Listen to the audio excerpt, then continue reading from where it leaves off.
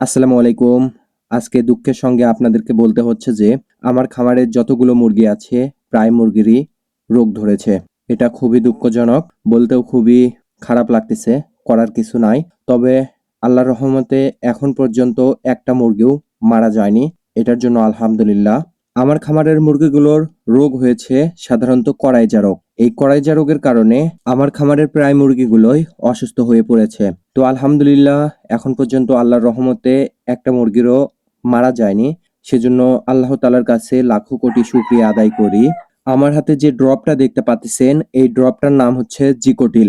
এই জিকোটিল ঔষধটা সাধারণত মুরগির যদি অতিরিক্ত ঠান্ডা সর্দি লাগে তাহলে এই জিকোটিলটা ব্যবহার করতে হয়। তো আমি এই জিকোটিল ঔষধটা যে মুরগিগুলোর অতিরিক্ত ঠান্ডা এবং সর্দি এবং করাইজা রোগে আক্রান্ত হয়েছে যে মুরগিগুলো, প্রত্যেক মুরগিকে ১ ফোঁটা করে এই জিকোটিল ঔষধটা খাইয়ে দেব সকালে এবং রাত্রে বেলা ৩ থেকে ৪ দিন। শুধু এই মুরগিদের জিকোটিল এই ড্রপটা খাওয়ালেই হবে না, এর সঙ্গে দিতে হবে ডক্সি এভেট এবং রেনাস্পিন। এই ২টা পাউডার একসঙ্গে মিশিয়ে সকালে এবং রাত্রে খাওয়ায়ে দেব। ইনশাল্লাহ আশা করা যায় ভালো হয়ে যাবে। আরো একটা কথা আমি আপনাদেরকে জানিয়ে দিই যে, আমরা যেহেতু খামারি, সাধারণত মুরগির খামারে হঠাৎ করেই রোগ জীবাণু জন্ম নেয়, সেহেতু বলার কিছুই নেই এখানে রোগ হবে এবং এই রোগটা আস্তে আস্তে পরিচর্যার মাধ্যমে এবং ঔষধ সেবনের মাধ্যমে সেরেও যাবে। এখানে চিন্তা করার কোনো কারণ নাই। আর তার সঙ্গে আমি আরো একটা কথা জানিয়ে রাখি যে, আমি যেহেতু একজন নতুন এবং ছোট্ট খামারি, সেহেতু আমার এই খামার পরিচালনা করতে গিয়ে বেশ ভালো পরিমাণ সমস্যার সম্মুখীন হই, কিন্তু আস্তে আস্তে এই সমস্যাগুলো সারিয়ে ওঠার চেষ্টা করি। তার সঙ্গে আমি আরো একটা কথা আপনাদেরকে জানিয়ে রাখি যে, আমি ভিডিও তৈরি করি।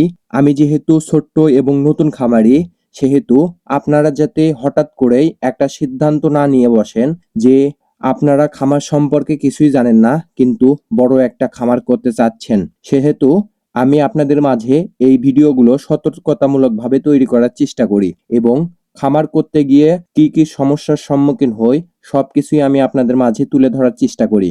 একটা কথা সবসময় মনে রাখবেন যে, ইউটিউব দেখে কখনোই খামার করতে যাবেন না। ইউটিউবের ভিডিও মানুষ তৈরি করে ভিউ লাভের জন্য। এর মধ্যে বেশিরভাগ কথাই থাকতে পারে মিথ্যা কথা।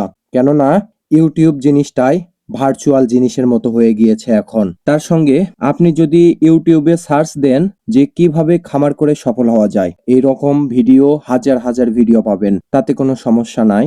এই ভিডিওগুলো দেখলেন এবং আপনি অনুপ্রাণিত হয়ে এই ভিডিও অনুসারেই একটা খামার করলেন। এখানে আপনি ৫ থেকে ১০ লক্ষ টাকা ইনভেস্ট করলেন, কিন্তু আপনি খামার সম্পর্কে কিছুই জানেন না। সেহেতু আপনি লাভের থেকে লসের সম্মুখীন বেশি হবেন। তো যাই হোক, অনেক কথাই বলে ফেললাম আমি।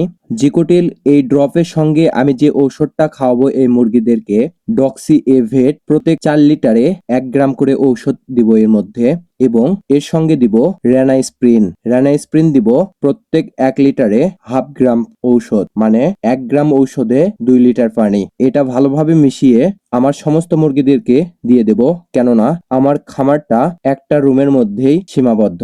সেজন্য আমার খামারের একটা মুরগি যদি রোগে আক্রান্ত হয়, সেহেতু প্রায় সব মুরগি রোগে আক্রান্ত হয়ে যায়। করার এখন কিছুই নাই। এখন যেহেতু অতিরিক্ত শীত, সেহেতু এই শীতের মধ্যে হঠাৎ করে একটা সিদ্ধান্ত নেওয়া যাবে না।